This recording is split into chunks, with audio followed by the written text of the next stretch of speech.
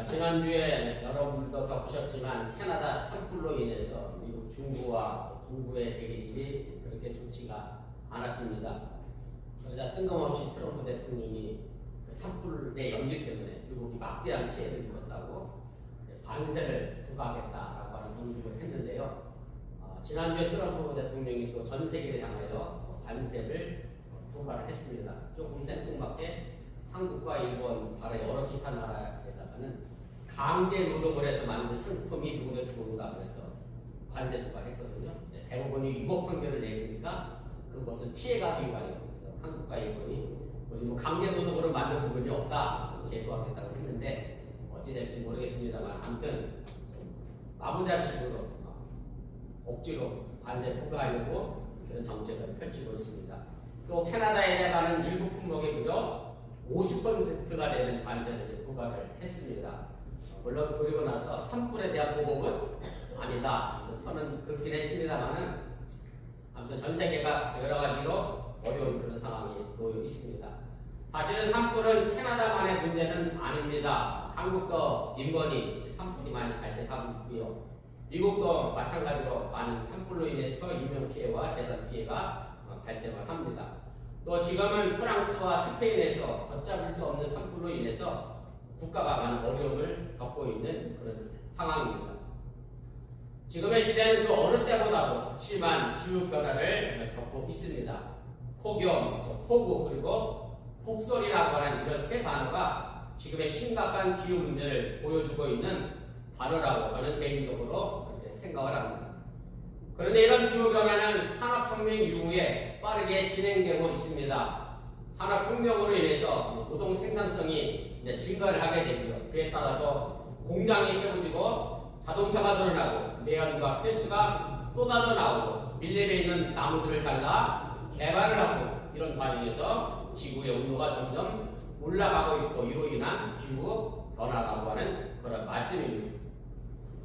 이런 관점에서 본다고 하면 지금의 지구의 온난화 문제는 사람들이 만들어낸 인재라고 해도 틀리지가 않습니다.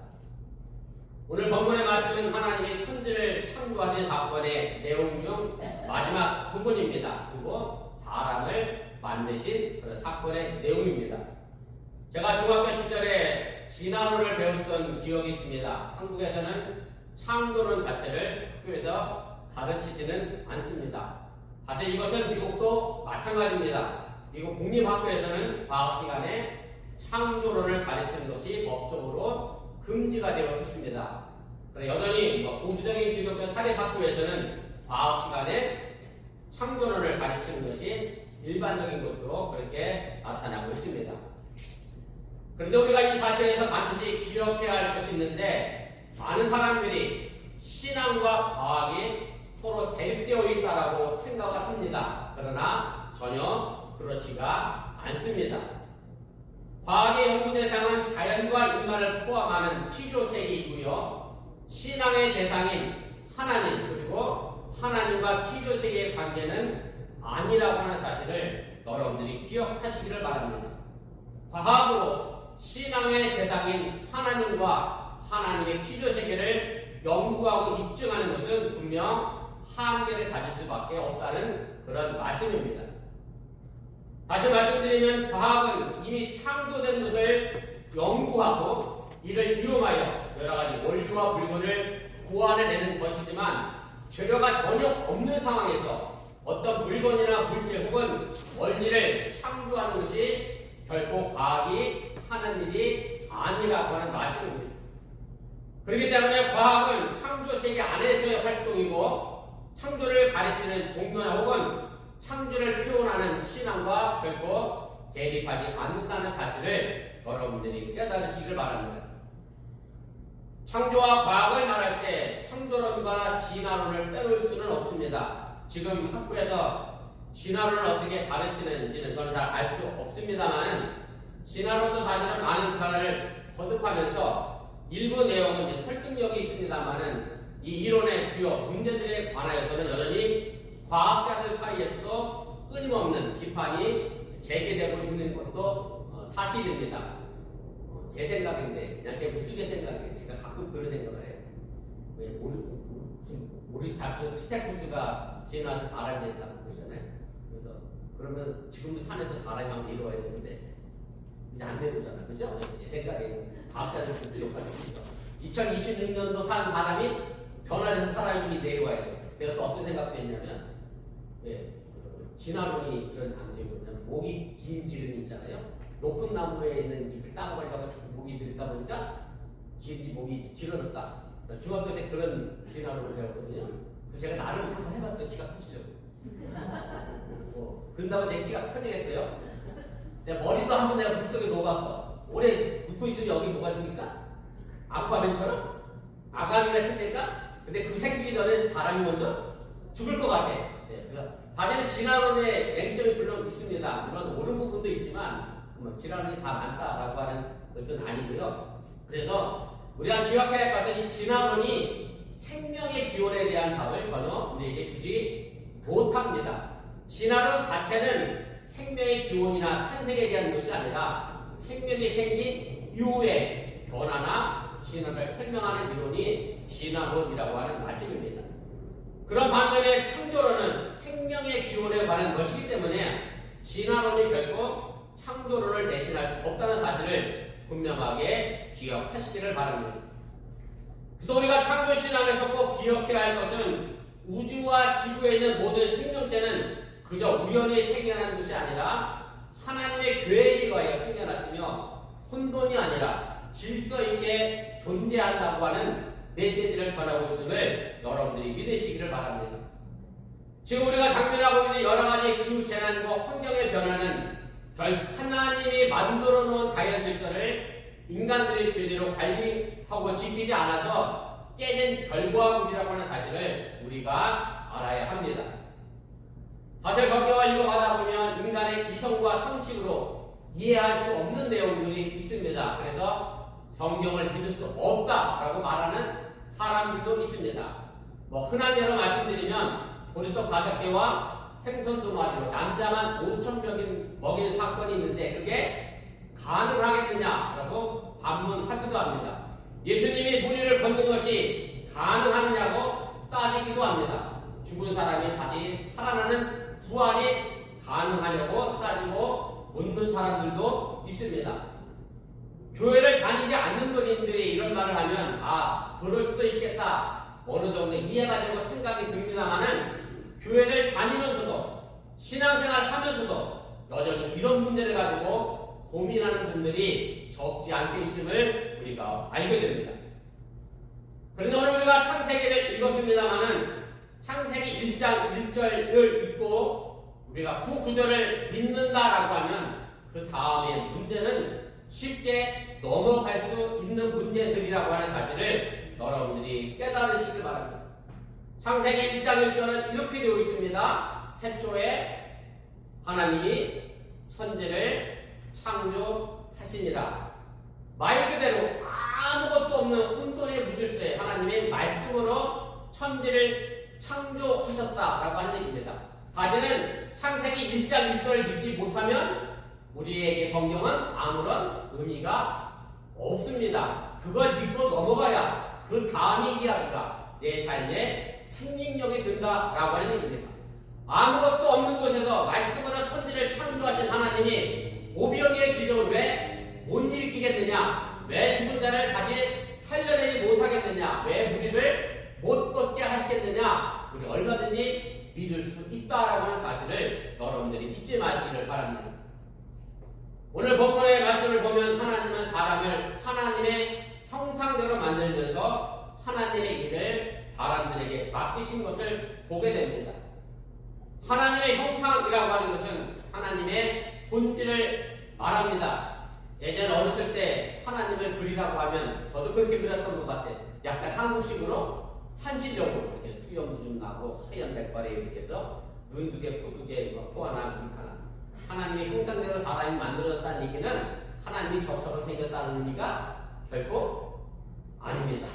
사람처럼 생겼다는 의미가 아니라 사람이 그 하나님의 본성과 본질을 내 속에 담고 있다라고 하는 얘기고, 그래서 우리는 그 속성에 순응하며 살아가야 하는 것이고 내 자신에게 있는 하나님의 고귀한 속성을 인지하고 살아갈 때 우리가 올바른 신앙의 삶을 영위하게 된다는 사실을 여러분들이 믿으시기를 바랍니다. 오늘 본문 28절에 하나님의 사람들에게 이렇게 축복을 하셨습니다. 함께 좀 읽어봅니다. 시작.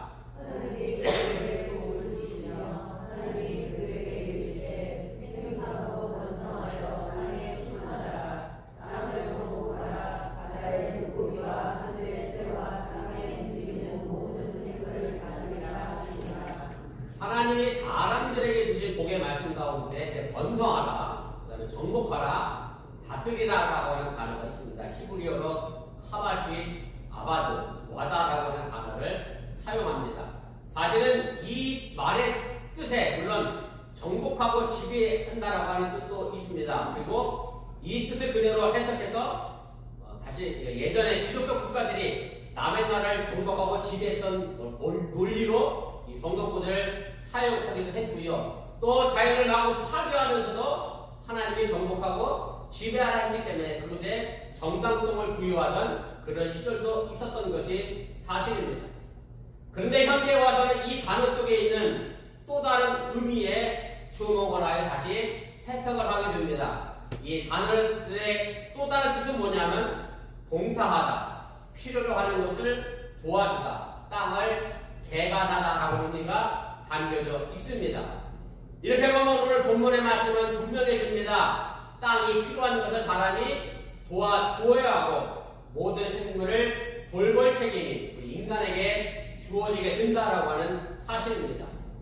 바로 이것이 우리가 가져야 할 사람의 목적 의식임을 잊어버리지 마시기를 바랍니다. 오늘 우리에게 들려주고 있는 하나님의 사람을 만드신 창조의 이야기는 지금 이 시대를 살아가고 있는 사람들은 누구이며 어떻게 살아가야 하는지를 우리에게 가르쳐 주고 있다는 그런 말씀입니다. 그 첫 번째를 생각해 보면 사람은 바로 위로 창조주 하나님을 예배의 대상으로 삼아야 한다는 사실을 여러분들 꼭 기억하시기를 바랍니다. 다시 말씀드리면 하나님만이 인간의 유일한 신앙의 대상이고 예배의 대상이라고 하는 말씀입니다. 왜냐하면 세상과 만물은 하나님에 의하여 만들어진 피조물들이기 때문에 어떠한 경우에도 그 피조물이 예배나 신앙의 대상이 될 수 없다는 사실을 여러분들이 잊지 마시기를 바랍니다. 어떤 나무나 어떤 산을 우리가 경배할 이유가 없는 것은 산도 하나님이 만드신 피조물이고 나도 하나님 만드신 피조물이고 흔한 엉터리 영어로 얘기하면 쌤쌤인데 뭘 거기다 대고 저러라고 경배를 하냐라고 하는 얘기고 창조주 하나님은 오직 한 분이시고 하나님의 사람을 만드신 가장 근본적인 목적이 하나님을 경배하기 위함임을 여러분들이 잊지 마시기를 바랍니다. 거의 대부분의 장로 교단이 교과서로 삼고 있는 책이 있습니다. 웨스트민스터 총회에서 만들어진 대표적인 문서가 안에 있는데요. 소요리 문답이라고 하는 책이 있습니다. 소요리 문답은 안들에게 모두 있다라고 하는 얘기냐면 대요리도 있다는 얘기입니다. 우리 정보사님 역시. 그 다음에 대요리와 더불어서 신앙 고백서가 하나 있습니다.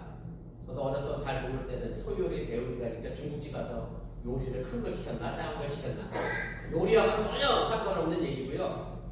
한문으로 얘기하면 작은 소자에다가 요가 중요하다라고 하는 중요할 요자와 다스릴 자를 써서요. 중요한 요리인데 그것을 짧게 함축해서 만들어놨다라고 하는 그런 의미고 소요리에다가 문답에 붙은 이야기는 이걸 문답식으로 한 거예요. 질문을 하고 거기에 대한 답을 통해서 교리를 설명하고 있는 책이 바로 소요리 문답이라고 하는 그런 책입니다.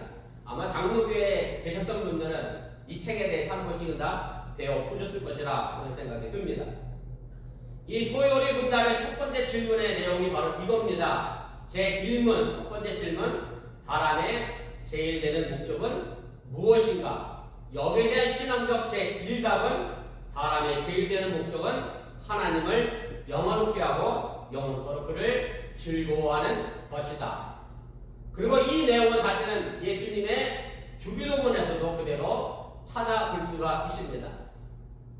여러분들이 아시는 대로 주기도문의 시작은 이렇게 합니다. 하늘에 계신 우리 아버지여, 이름이 거룩히 여김을 받으시오며 하늘에 계신 아버지 바로 우리를 만드신 하나님이라고 하는 뜻입니다. 하나님은 우리의 아버지 되심은 바로 하나님의 사람을 만드셨기 때문에 그렇습니다. 그 소리는 나를 만드신 하나님 아버지를 잊어버려서는 결코 안 된다라고 하는 얘기고, 제가 신방을 다녀보니까 집집마다 개를 키우는 집들이 많이 계시던데, 반려동물 개도요 밥 주는 자기 주인은 알아봅니다. 근데 사람이 나를 만드신 하나님 아버지를 잃어버리고 살 때가 너무 많고요. 그렇게 살아가는 사람은 우리 정무사님들 대답하시는 것처럼 무슨 자식이 되죠? 예, 그런 자식이 됩니다. 결코 우리는 홀로 태어나지 않았습니다. 그리고 이 예수님은 하나님의 자녀는 우리가 해야 할 일이 있는데, 바로 나를 통하여 하나님의 이름이 거룩하게 여김을 받도록 해야 한다라고 하는 분명한 목적을 주 기도문을 통하여 우리에게 알려주고 있음을 여러분들이 깨달으시길 바랍니다. 창조주 하나님의 이름이 바로 피조된 나를 통해 거룩하게 하는 일, 이것이 바로 살아있는 산 제사로 하나님께 예배하는 삶임을 여러분들이 믿으시기를 바랍니다. 그런데 아직도 많은 사람들이 이 창조주 하나님을 모르고 삽니다. 아니, 이미 알고 있다고 생각하는 일부 기존의 기독교인들조차도 하나님의 이름을 거룩하게 만들지 못하고 오히려 그 하나님의 이름을 욕을 먹게 하는 현실의 모습을 우리가 잘 알고 있습니다.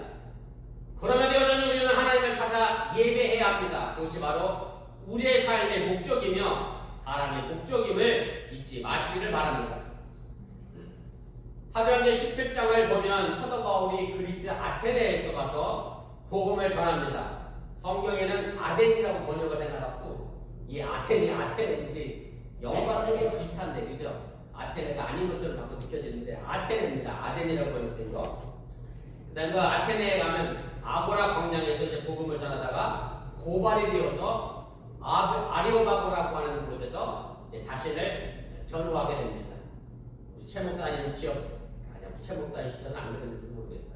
김성도 목사님도 아실 것 같은데, 감신의 강의실 바로 앞마당을 뭐라고 표현했느냐는 감신 학생들은 아리오바고다 그랬어요. 아리오바고야. 난 왜 거기가 아리오바고가 됐나 했더니 이 말씀 때문에 그래요. 아리오바고는 뭐 하는 곳이냐면, 원래 귀족들이 살인 사건이나 중대한 범죄를 재판하던 고대 아테네 법정이었는데, 나중에는 거기서 철학과 정치와 토론과 범죄를 논의하는 그런 장소를 사용했고요. 그래서 감신 앞에 있는 앞마당이 아리오바고인 이유는 그것에서 보여서 이제 시각 토론을 하자, 뭐 이런 의미로 그 마당을 아리오바고라고 그렇게 별칭을 붙였는데, 지금은 또 있는지 잘 모르겠습니다. 아무튼 사도행전 17장 21절에 보면 그래서 이렇게 되어 있어요. 바울이 아리오바고 가운데 서서 말하되, 아덴 사람들아 너희를 보니 범사에 종교심이 많도다. 아테네 사람들이 가지고 있었던 종교심, 다시 말하면 신을 찾고 갈구하는 마음이 큰 것에 대하여 사도 바울은 칭찬을 합니다. 그러면서 엄청나게 많은 신들의 이름을 붙여놨잖아요. 쭉 신상 세워놓고 그 밑에 이름을 쫙 붙여놨는데, 그러다 쫙 붙이다 보니까 자기가 혹시 모르는 신상도 있을 수 있잖아요. 아테네 사람들이.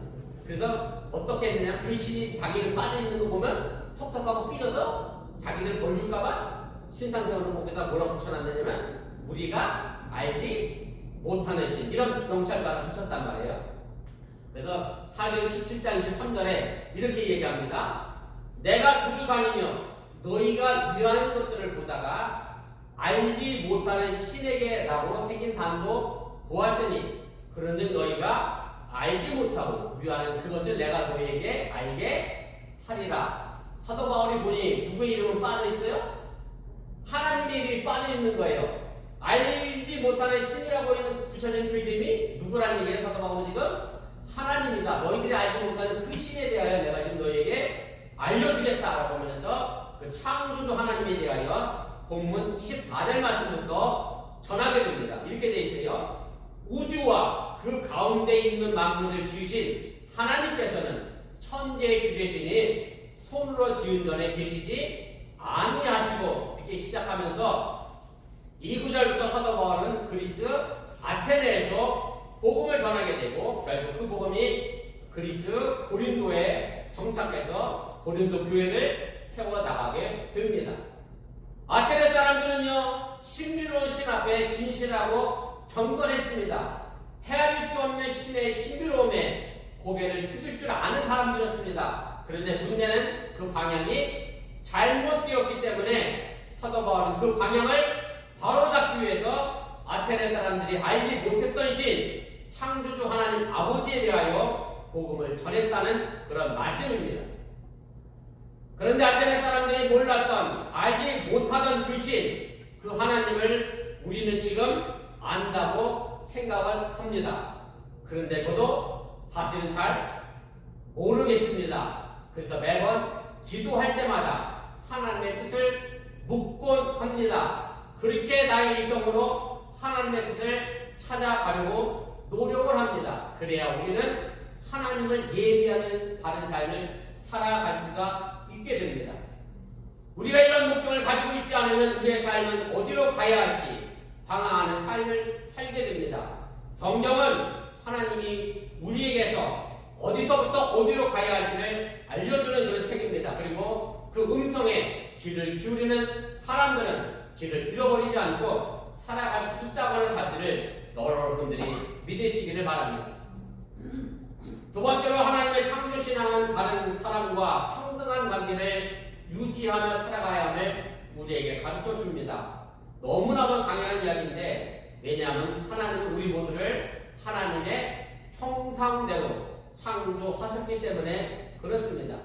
나만 하나님의 형상대로 창조된 사람이 아니라고 하는 얘기고요. 나 말고 다른 사람도, 다른 민족도 하나님의 형상으로 창조된 사람들이라고 하는 그런 얘기입니다. 흔한 말로 내 자식이 귀하면 남의 자식도 귀해야 되는데, 오늘 아침에 제가 MBC 뉴스 그 뒤에 MBC 스트레이트라고 하는 거 있어, 시사 프로그램에 넷플릭스의 참교육이라고 하는 드라마가 보고 속 시원하다 그랬더니 참교육에 나오는 그 학부모들이 진짜 있더라니까.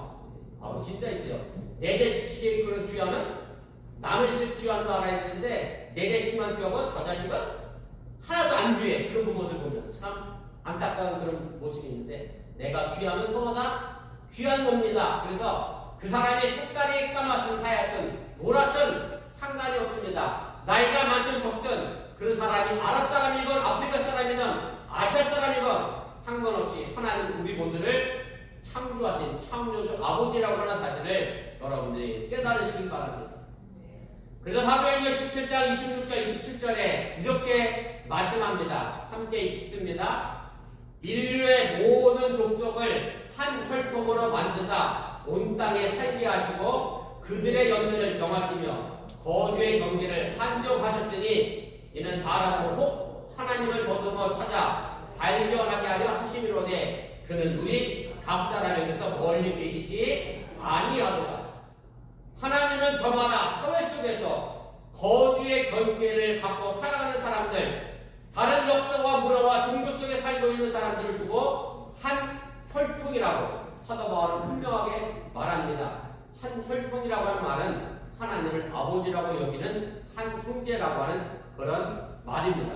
그러게 우리는 지역이나 역사나 문화와 종교나 이념이나 인종이 상관없이 장애인이든 비장애인이든 가난하든 그 사람이 부자든 간에 한 분이신 하나님 아버지의 한 형제라고 하는 사실을 여러분 잊지 마시길 바랍니다.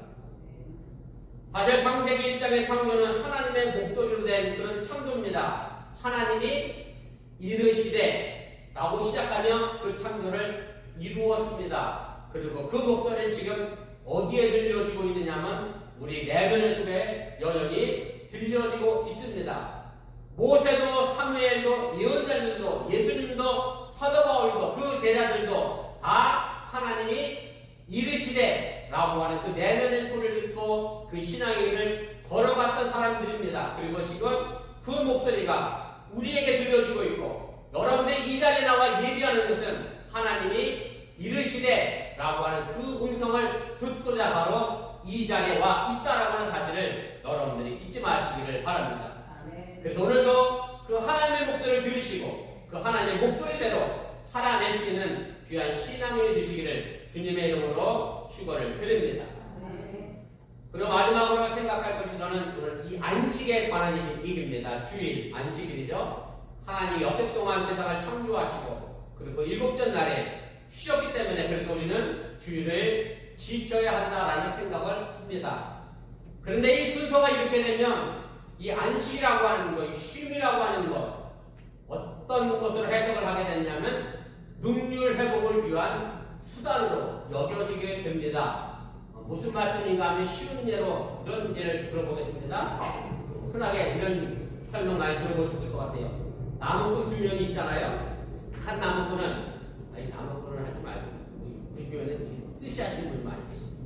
스시 하는 칼이 있는데 한 스시맨이 열심히 스시를 썰었어요. 근데 한 스시맨은 1시간 쓸고 칼 갈고 1시간 쉬다가 또 쓸고 칼 갈고 결과적으로 누가 더 많이 쓸었을까라고 하는 질문인데 누가 더 많이 쓸었을까요? 칼 갈고 쓴 스시면이 더 많은 스시를 만들었다.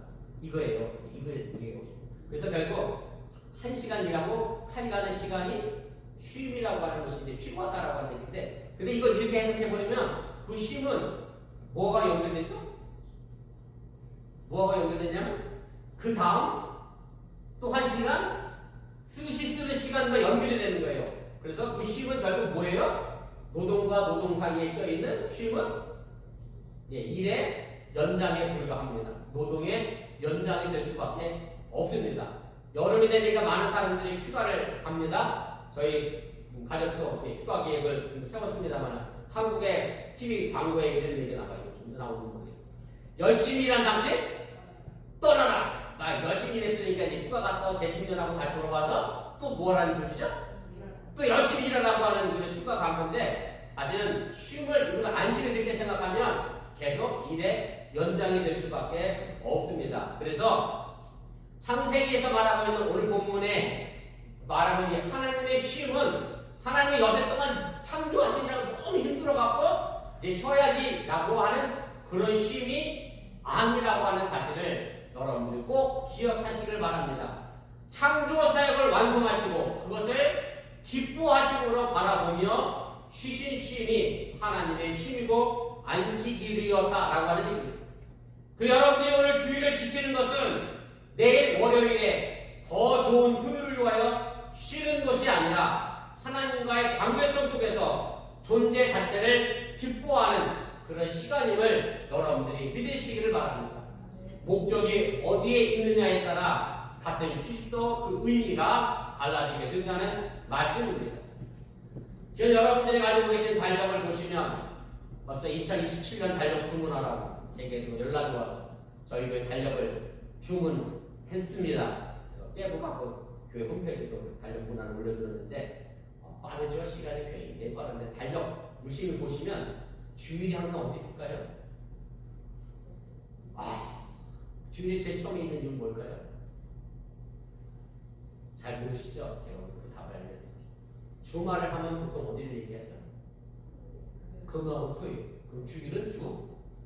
시작을. 그래서 주일을요, 그냥 일의 연장이 6일 동안 지쳐서 힘들었으니까 주일을 쉰다 그러면 주일은 사실은 달력 어디에 가 있어야 맞을 것 같아요? 끝에. 토요일 끝에 가 있어야 되는데 그렇게 안 가 있고요. 달력이 제 생각입니다. 달력이 주일이 제 앞에 있어요. 그래서 일주일의 시작은 어디부터 시작이다? 하나님께 나와 예배하는 것부터 시작이다. 그 나머지 6일은 주일 때문에 존재하는 날이다 라고 하는 사실을 여러분들이 기억하시면서 6일 동안 일을 내가 지쳐서 마지막 날에 지키는 주일이 아니라 내가 기쁨으로 하나님께 예배하고 경배함으로 나머지 6일 동안 기쁨으로 하나님의 일들을 감당해 나가는 살아있는 삶제사 예배를 드리는 날이 나머지 6일이라고 하는 사실을 여러분들이 잊지 마시기를 바랍니다. 바로 이것이 창세기에서 전하는 진정한 창조 신앙임을 여러분들이 믿으시기를 바랍니다. 어제가 중복이었습니다. 앞으로 주일 앞에 말복이 다가올 건데 말 그대로 삼복도의 속에 우리가 살아갑니다.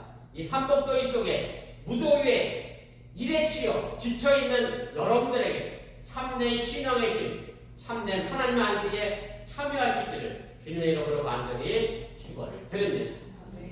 기도하겠습니다.